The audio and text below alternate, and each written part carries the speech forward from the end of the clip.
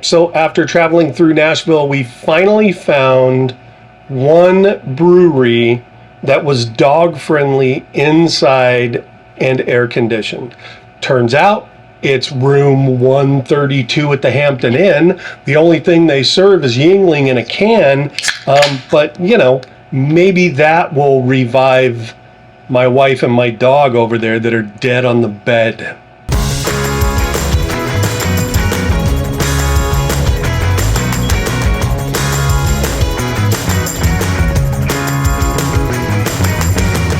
Here was the problem with Nashville. All of the breweries, and we were told this by one of the brewers, the problem is that in Nashville, to have a brewery, you have to serve food.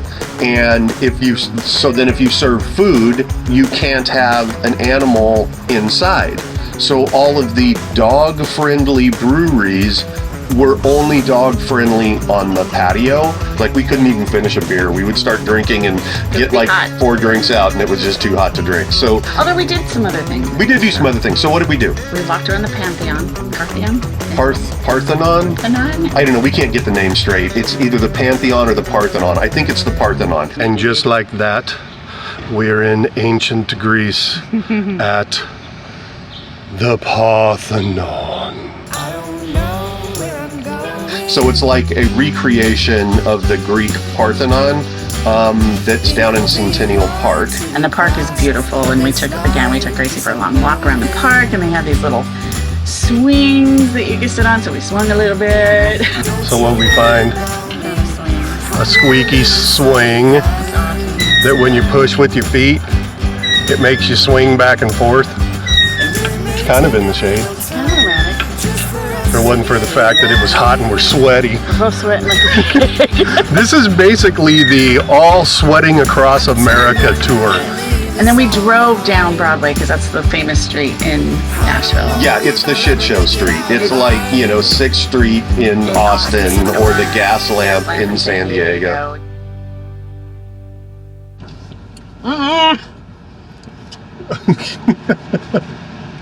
All right, so I guess this one's gonna have a little bit of air conditioner noise in it.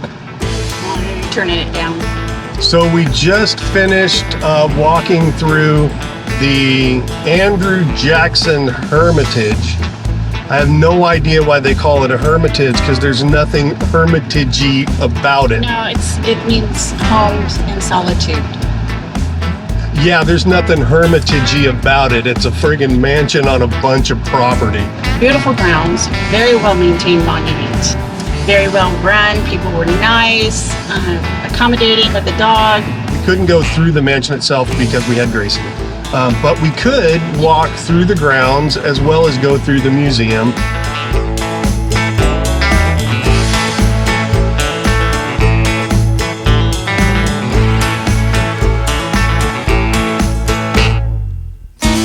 There was also a beautiful garden to go through. Where Andrew Jackson and his wife Rachel were buried. That was cool. Well, and the whole family was buried there too. There was this large domed structure that Andrew Jackson and his wife Rachel were buried under. Then there was another plot off to the side that had multiple plots for his family.